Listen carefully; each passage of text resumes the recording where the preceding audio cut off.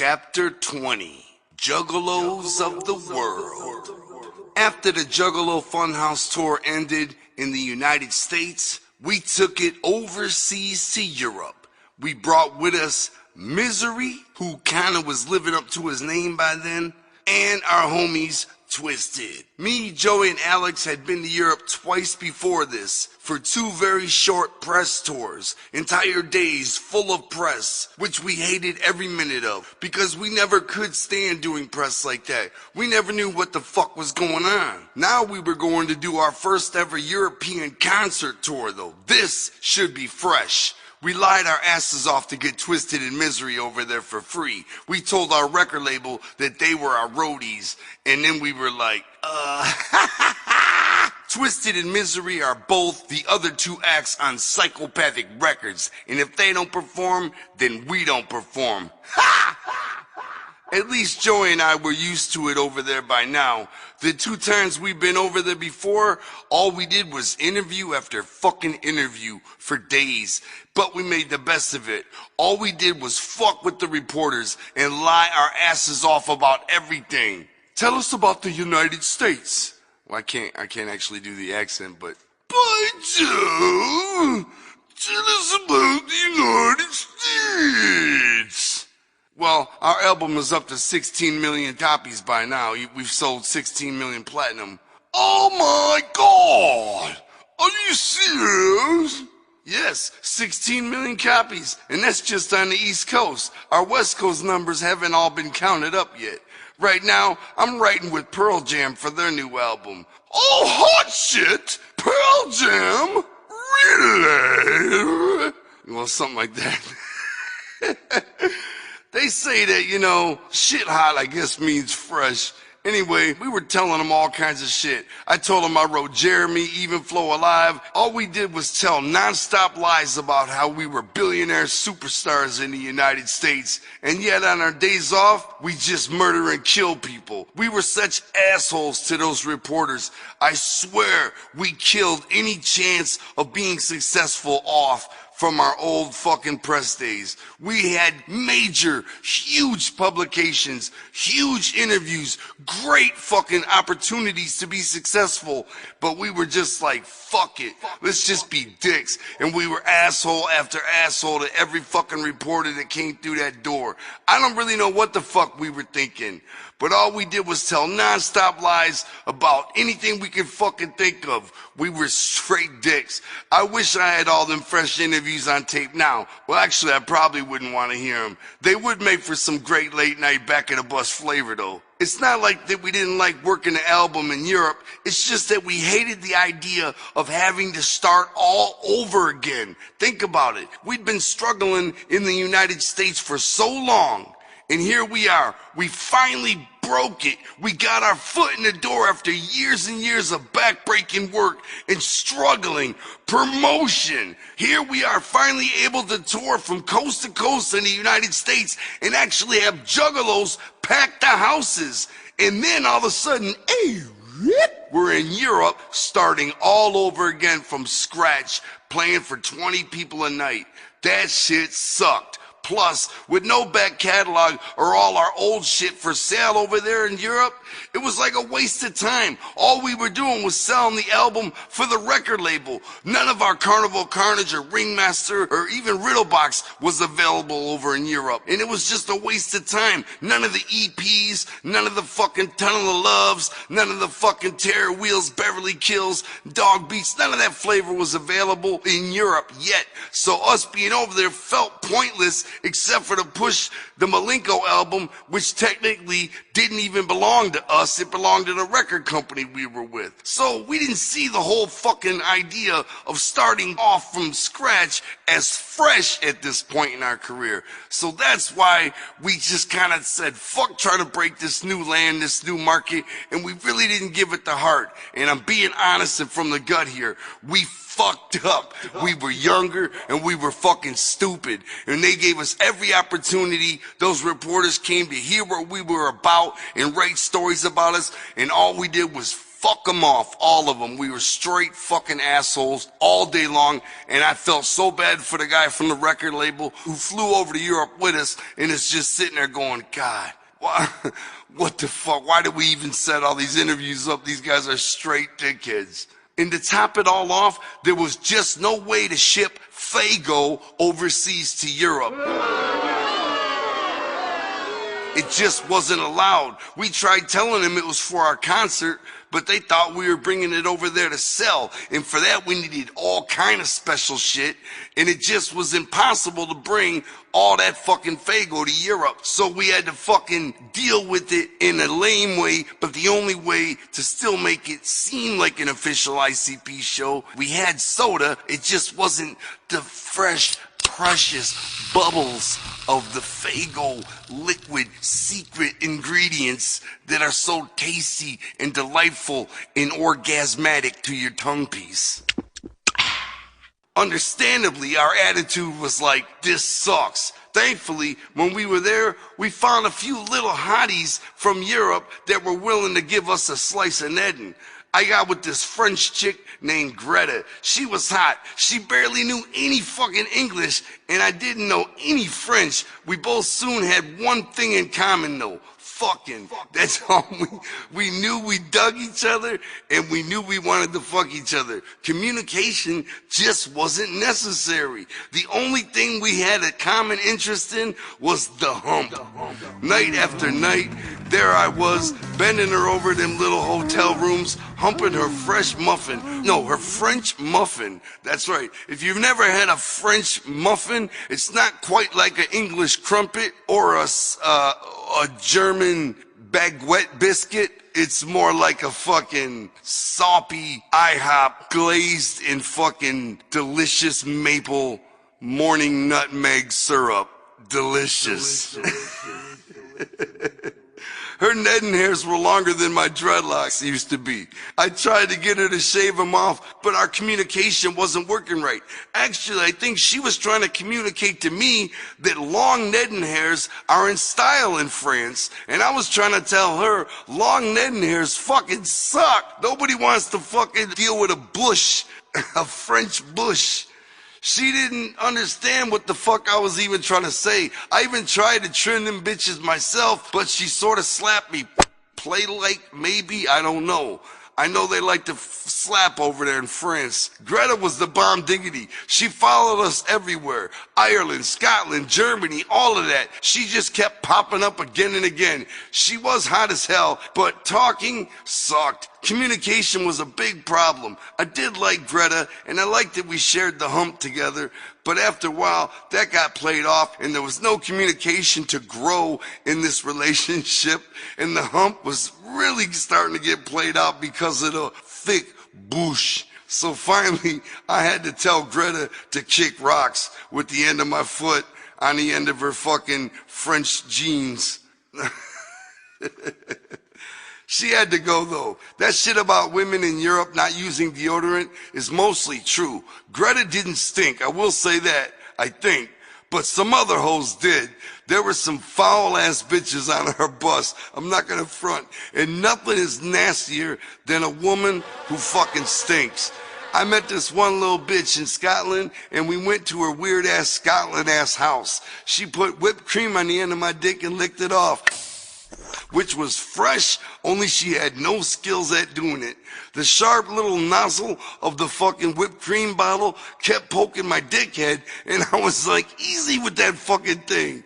She kept fucking it up, and it wasn't a lot of fun, but I still have the story because technically it did happen, even though it wasn't a good time and it didn't feel good. The shit fucking hurt like fuck.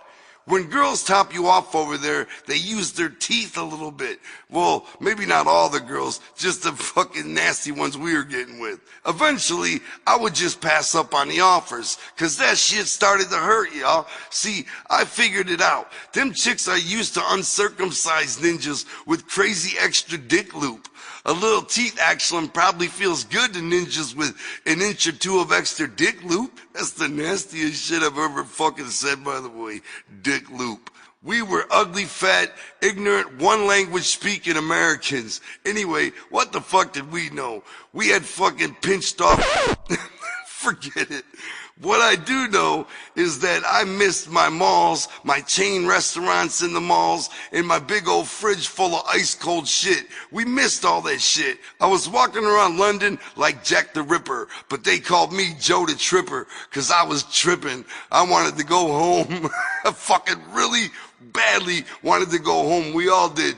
We couldn't find any sleeping pills over there either. I guess they're illegal over there. They're smart. We were sleeping real bad. The food was fucking horrendous, and they didn't have any places like Waffle House or nothing. And most of all, they weren't fat kid friendly. Everything was built for small boned, tiny, metrosexual European men.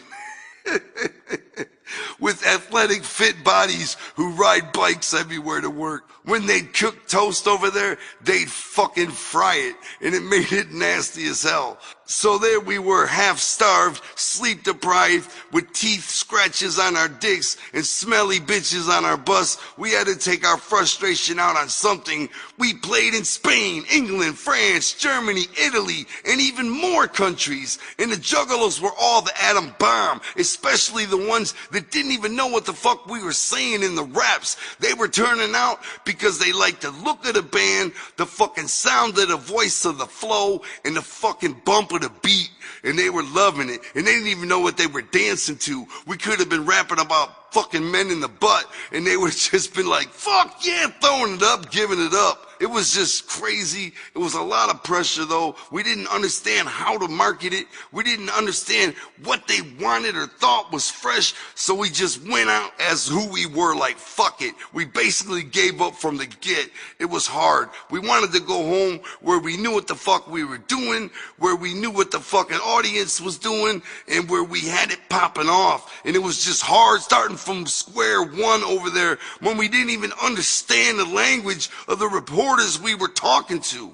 They made it all worthwhile though. The juggalos that did come out and were down, they made it all worthwhile, and we couldn't believe there were actually some juggalos coming out to see us all the way on the other side of the country. We would hang out with them after the shows and just chill with them and talk by the bus and try to vibe, and we realized for the most part they were the same as us, scrubs. You could see it in their eyes. You could hear it in their voice. You would dodge the accent and the other language coming out, and you would hear the scrubness slipping out here and there, just like when you're hearing me talk. That's authentic scrub, baby. And I can detect scrubs all over the world, and there were scrubs coming out to see us, even in Europe, all over Europe. Scrubs, juggalos, floobs, we all exist. And we're all connected by the dark carnivore.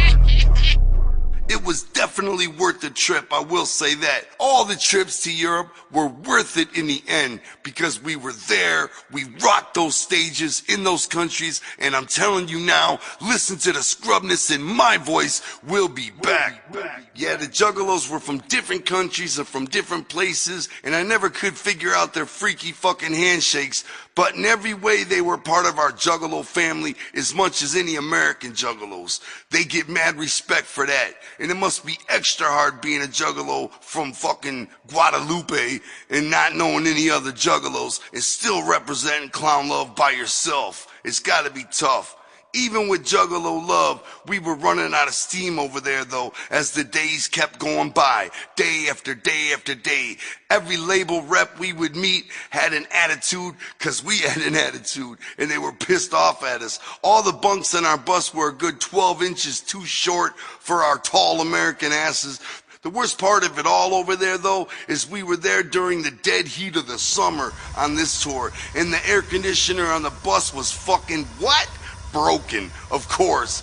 It was fucking easily 115 degrees in that bus at all times, and we'd be sitting there in that heat box sometimes for 24 hours straight driving through fucking Irish fields of green. It would just be hill after hill with castles off in the distance and fucking unicorns sipping out of golden ponds, but it didn't matter because we were driving in a fucking 18-wheel hellbox. Our European tour manager manager sucked dick because he was never able to fix any fucking problem. And he hated us, of course, and we hated him, so all was well. We'd finally had it. That was enough. We snapped. We told our bus driver, Benny Hill, we called him that because he looked just like Benny Hill, that if he don't get the fucking AC fixed, we're gonna destroy this fucking bus. We were snapping, literally. We were snapping. Just try to fathom what I'm saying to you. After all the years of struggling, we finally get our foot in the door in the United States, and we're packing buildings full of juggalos. We're overwhelmed with fucking happiness. Suddenly, the record label has us in another country, starting from scratch, trying to explain the Dark Carnival to a reporter that don't even know what the fuck you're saying, and you can't even understand what he's asking you. And then we're playing for an audience that don't even speak our language. I can't front. We just didn't have the fucking same heart. We wanted to go home and do what we were meant to do. And even though we may have been meant to do it worldwide, I'm not sure. I just know at this time in our career, we weren't ready to start tackling Europe. And here we are threatening our bus driver that if he don't get the fucking AC fixed immediately, we're gonna fucking destroy this bus. The next day came, the bus was still minus AC. Joe the Tripper tripped out seriously. We went nuts, y'all. Boom. We tore out all the curtains, ripped up all the mattresses and pillows, ripped up the carpet, kicked the fucking windows out of the back of it, smashed the radio in, anything and everything we could do to that bitch. We started fighting with each other, wrestling all over the bus. It was fucking absolute pandemonium in that bus. In an all-out brawl with all of us, people pummeling each other all over the bus, smashing and cracking the tables. Shit was crazy. Thrown everywhere, tossed everywhere, pure insanity. Mass insanity overcame everybody. We actually snapped. Mass insanity overcame everybody. Benny Hill just pulled the bus over to the side of the road, and another car came and picked him up, and he was gone.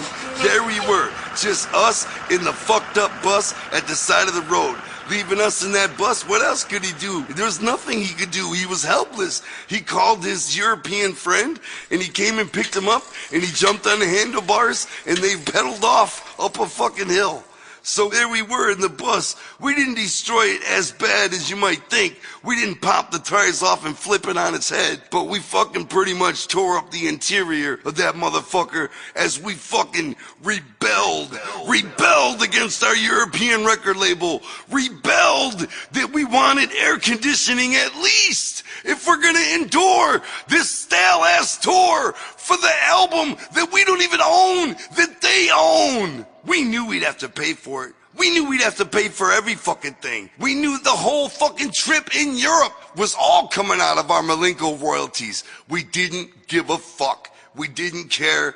We were fucking done. We were at the end of our fucking wits. What did Island Records do? What did our label do? They sent us another bus with no AC. That's right. No AC in the new bus. We didn't destroy it this time though, because we didn't want to wait on the side of the road again for another fucking 8 hours for a third bus to pull up with no fucking air conditioning. This time we got in like gentlemen and we put up with the fucking heat because we had no other choice. What made matters worse was that in America, we would basically run the venue from the time we got there until the time we left. It didn't work that way over there, though. The club owners would have problems with everything we try to do, from hanging our psychopathic flags to covering our stage with black fabric. Sometimes we'd get into fights with the clubs, or we'd get into fights with the other bands that were trying to tell us how the lineup was gonna be. We had to revert to our full thug mentality just to get our point across. The pressure was mounting, and we were actually starting to fight with each other. We were not having a fresh European tour. Twisted wanted to go home. Misery wanted to go home. We all wanted to go home. This tour, the pressure was mounting. The shows were empty. The shows were frustrating. It was all frustrating. We wanted to get back to the United States where we were kicking ass. Then all of a sudden, shit got fresh. We went to France and we played a gig where we went on right after the Foo Fighters. That's right. There wasn't any water in our dressing room at first, so we were all joking around being like, Probably the fucking Foo Fighters got it. They probably got all our shit in their dressing room. Nobody gets anything but the fucking Foo Fighters. Cause there was 7,000 people out there in the arena packed, and they didn't come to see us. They came to see the Foo Fighters. But somehow we're going on after the Foo Fighters because of the Fago. We have to play after the Foo Fighters. What the fuck?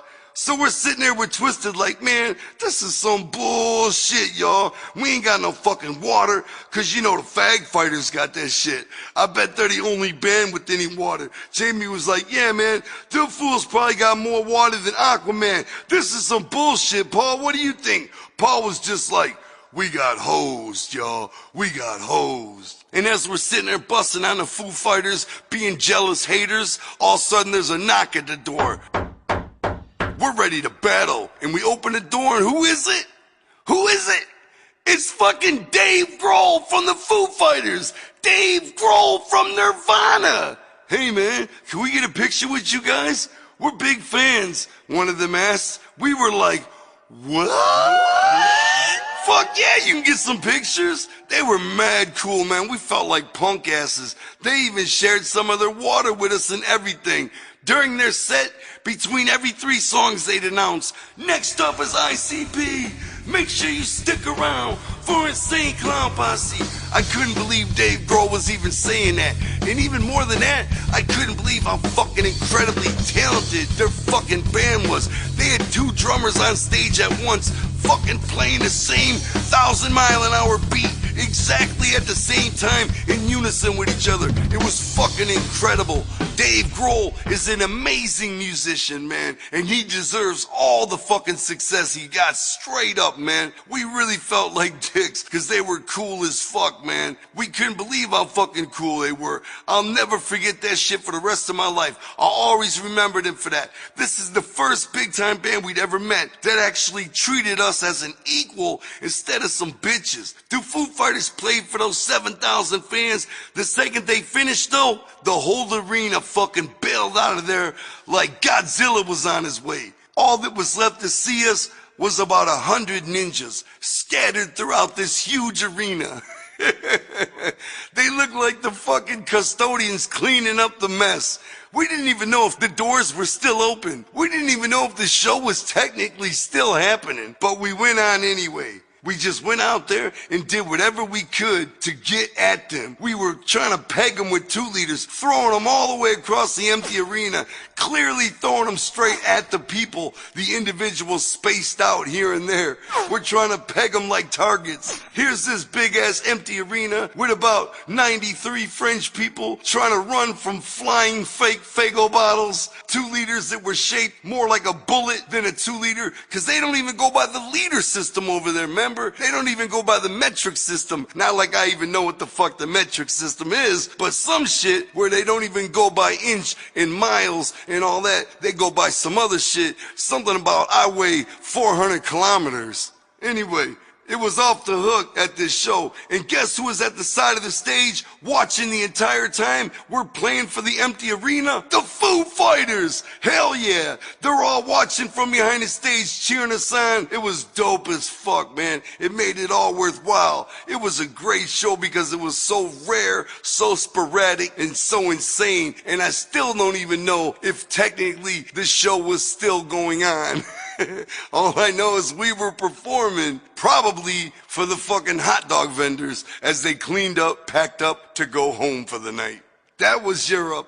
Nobody knew a fucking thing about us at the time. We were just another band of thousands all struggling, trying to start from scratch in the land of fucking crumpets and tea. As I've written over and over until my hands are cramped from typing it and my voice is hoarse from screaming it, we never will be just another band. The absolute gods of Europe at the time were that band Prodigy. And here we were booked to play at this huge festival in England that Prodigy was headlining. Prodigy was playing the main stage in front of about, no lie, 150,000 people. And we were playing a much, much, much smaller stage way, way later in the night on the bullshit chump-ass side stage tucked behind the porta potties in front of two fat guys and a little redhead kid. We went on at about 4:30 a.m. when we played Who Shows Up on the Side of the Stage? Prodigy. The entire band. All of them easy to fucking recognize. They look like violent fucking punk rockers from the 70s. They look like one of the gangs in the movie The Warriors. They look fucking awesome. And there they were standing there watching us. Wow. Now, I'm not saying Prodigy are juggalos or anything like that. That's not what I'm claiming. I'm not claiming they came to see us because they heard we were so fucking fresh. I'm saying the exact opposite. There they were, not bobbing their heads like they dug it, not even smiling, but just staring at us. In fact, they were actually standing on the side of our stage right under one of our psychopathic flags and straight up mean mugging us, straight up face fighting us. They were fucking face fighting with us right from the side of the stage. There they were, fucking ill grilling us from the side of the stage while we were playing. So when Twisted joined us on stage and all four of us were up there, we were like, fuck it. And we started screaming out Prodigy disses. Why not? They're up on our fucking stage mean mugging. We might as well fight back. So we started talking cash shit. Problem is, I don't know if anybody understood what we were saying, but we were going off. Joey and Twisted and I started screaming out mad Prodigy hate because we were basically ready to throw down with them punks, authentic punks. They look like video game punks. Then they just suddenly up and left like roaches with the light on. Whatever. They were outie. They were gone. I think they were just probably walking back to their bus or whatever, and they saw the spectacle in the corner of their eye, the beauty of flying soda rain, and they had to come see what the fuck was going on. And they didn't like what they saw, so they suddenly upped and left. But not before they received a verbal lashing from some haters. That's right. Why were we hating? Well, I'll explain. Because there was only 3 people in the crowd, and Prodigy had earlier played for 150,000, and we were fucking pissed. Then, that same fucking crazy night, after our set, after we turned out those fucking 2 fat guys and a redhead kid, after we rocked them and sold no merchandise, and we were chilling in our dressing room, out of nowhere, the band Chumbawamba just walked right in through the doors. You know Chumbawamba. Remember this song?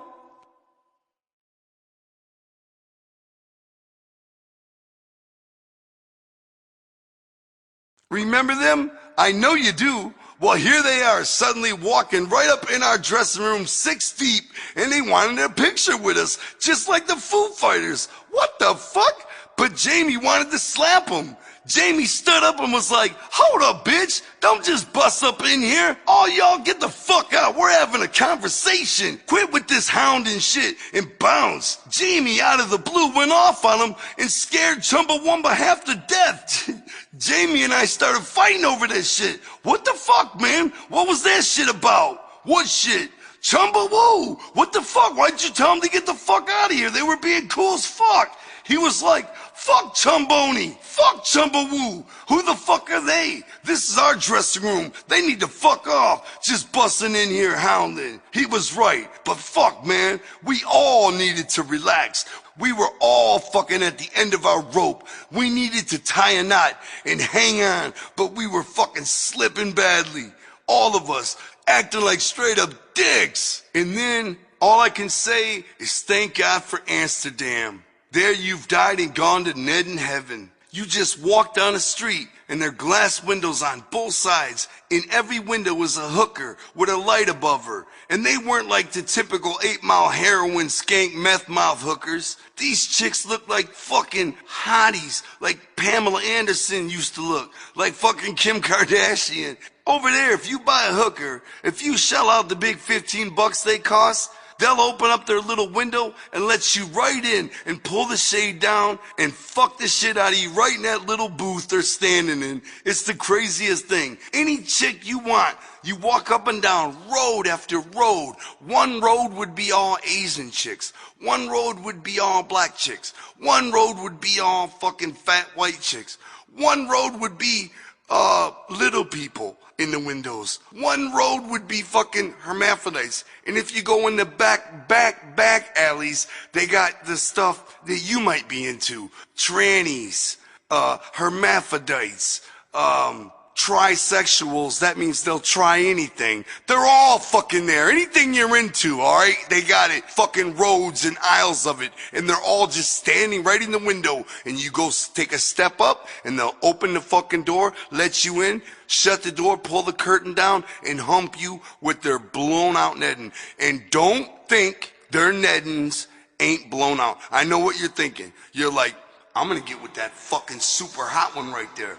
Right. Same thing everybody else is thinking. And then when you fucking hit it, it feels like you're dipping your dick in a pot of hot water because there's no tightness to it. You can stick your fucking head in there and look around if you want. You can fucking keep your gym shoes in there if you want. You can keep your fucking dirty laundry upper netting if you want. It don't fucking matter. There's room for everybody.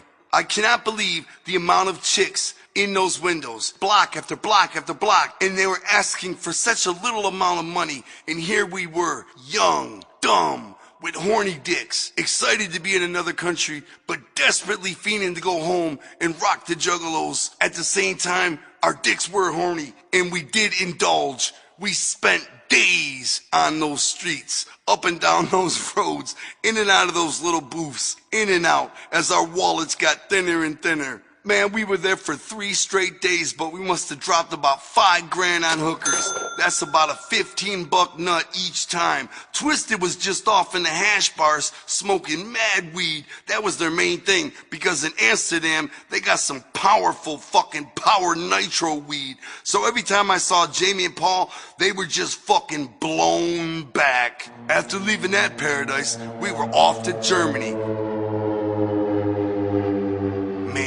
I could fucking feel it in Germany. I'm not gonna say it, but we drove by this one huge fucking area, and the driver of the bus was like, pointed to it and said Hitler used to speak there, and I could still feel the evil. I could feel what happened in Germany. I could feel it in the air. It still reeks of the evil left behind by the Nazi regime. I'm telling you, it's still in the air. There's new love overpowering it. There's good people there, great people there that are overpowering it. But unfortunately, at the time I was there, the ghost, the evil's ghost, still lurks in the air. I'm telling you, I could fucking feel it. We played this one giant festival in Germany where the main headliners were Black Sabbath and Rammstein. Now, I don't know if you know about Rammstein or whatever, however the fuck it's pronounced, but they were like gods in Germany. They blew up huge all over the world. And when they go back home to Germany, once again, 150,000 people. This festival was being held at a race car driving fucking track, like a NASCAR track. It was fucking huge, man. Sabbath went on at midnight. I watched them do their evil satanic hits in front of the 150,000 crazy German fans. Get this. And then rolls in a giant vicious thunderstorm. It was fucking incredible. I'm telling you, there we stood with the other 150,000 human beings witnessing Black Sabbath reunited all the original members on stage together, rocking. Just listen to it, you can hear it. Generals gathered in their masses, just like witches at black masses. And as the fucking clouds collided above us and the lightning crashed and flashed above us, the thunderstorm pounded, only adding to the rhythmic flavor taking place on the stage. It was so dope. This violent thunderstorm reigns above Black Sabbath as they're rocking 150,000 people. The energy was just monstrous, and the evil Hitler ghosts were just gone. They were just running for their life because this was 150,000 rock and roll fans rocking out together, and there was nothing evil about it except the lyrics coming out of Ozzy's mouth. It was ruthless. Besides witnessing that moment of freshness, We just didn't fit in over there very well at all. Our crew stood out everywhere like wanted killers or something. Everybody stared at us. One time we were all sitting at a restaurant eating, and this lady came over to me and said, "Excuse me, could you please keep your voice down? You're scaring my children." And I thought, what the fuck? Am I really that loud and obnoxious over here? Are we really loud, obnoxious, fat Americans? I think we were. I think we are. I looked over at their table, and her kids were the fucking same age as me. And I'm like, what? What the fuck is the deal with this bullshit? I was so ready to go home. We may as well have been on Uranus, not the planet. I'm talking about Uranus, because it was really a whole different world, especially for scrubs like us who just wanted our microwave pizzas, Waffle House, and Faygo. The way things were over there, with the driving on the other side of the fucking road, with no ice cubes in the soda, no NyQuil for sale, all that didn't make any sense to me. Nothing did. I couldn't stop tripping out every time I seen a teeny weeny three-wheel car driving down the street. This was when smart cars first came out. They looked like fucking toys. I just wanted to kick them over. I kept jumping up and chasing them like a stupid dog. I couldn't stop. I just wanted to tip one of them little cars over with the person still in it. And then once it's upside down, I wanted to spin it. The one main thing I noticed about people over there compared to Americans is that they work their fucking asses off. I mean, our European truck driver would not only drive the truck, he would have our whole set loaded in and set up by himself before we even got to the venue at like 8 in the morning. He would then sell our fucking merchandise during the show, the one shirt we did sell, load the shit back up, and then drive off to the next city. Unfucking believable, this guy. Every day the same thing. He must have learned the secret to sleeping while driving, because I never understood how he could do it unless he had a twin brother in the back of his truck who would switch up with him, and there was actually 2 of them. I don't know. Everyone was like our truck driver, always motivated to work over there. It was crazy. I mean, a European loader would see one of our guys carrying something, and he'd be like, "Let me get that for you, chubby." He'd throw it on his back with a smile and haul it off for you like fucking Paul Bunyan or something. They were just fucking work ninjas, man. We never had to do anything over there. The loaders never gave us an attitude. They always broke their backs for us. Things were just different over there. Some in good ways, in other ways for us, unfortunately, things were bad. I remember talking to these juggalos in England after a show one time, and they were explaining to me that people don't have guns over there. If you get caught with a gun in England, it's a mandatory life sentence, they explained to me. I was just like, what? The police over there don't even carry guns, they told me. How the fucking cops gonna stop a criminal if they don't have a fucking gun? I don't fucking understand it. I said, but don't you guys have ghetto neighborhoods or bad neighborhoods around here with big crime rates and street gangs and all that shit? You know, you guys have your share of neighborhood slums, right? And they were like, yeah, we got slums and ghettos all over London. We got some very bad parts of town, very dangerous, but I just didn't understand. So how could a neighborhood be dangerous if nobody has any guns? What makes it dangerous? What do? Drive-by fist fights or something? I mean, what, do they got a knife or something? They're gonna shank you? Okay, so carry a shank too. Now we're equaled up. Fair fight. Get the fuck out of here. How can that be scary? No guns? So everybody just carries a big stick and it's a fair fight. After that, I walked around England with my chest out like I was a badass. What? So, to make a long story about England short, even after we almost had to bomb on Prodigy, and Jamie almost slapped the guy from Chumbawamba for nothing, we knew we were losing our mind. It was time to bounce and go home. Yes, we've actually been to Europe 4 times during the Malenko era, and I have to tell you now, we were straight dicks. We straight up were not ready in time to start all over again at that period. And you know what? We may have fucked it up for us in Europe forever, because to this day, as far as I know, we have no love in Europe. You know, we tried, we gave it an honest effort. I'll tell you about a real honest effort to blow up in Europe. We gave it during the Shangri-La era coming up. But just so you know, we do regret and we do recognize that we were assholes to those reporters during all those press tours, and we were straight up dicks. And I know there are juggalos in Europe, and we hear you, we know you're there, and we love you, and we will be back again to all of those places all throughout Europe. We will be back again for those who truly want to see us. But man, we were some assholes. I love this one story though. Listen to this story. The best show we did over there in Europe was at the LA2 Club in London. It was sold out twice. We sold it out back to back 2 nights. 2,000 ninjas came to see us. When I got off stage one night during Fago Armageddon, this girl from the crowd reached over the barricade and grabbed me by my hair. She pulled me so that I was just inches from her beautiful face. She had wet hair and wet cheeks from the Fago, and she was smiling all shiny. She looked me in the eyes and she screamed with her accent, "You're fucking brilliant!" It was so awesome. And I guess over there that means you're the bomb. Not as in you're brilliant like you're smart. She meant like you're awesome. She called me brilliant and she was beautiful. Within half a second, my dick got hard. That was my best memory from that trip in Euro. Brilliant. I may be many things, but I never would have guessed brilliant was one of them. Thanks, hottie.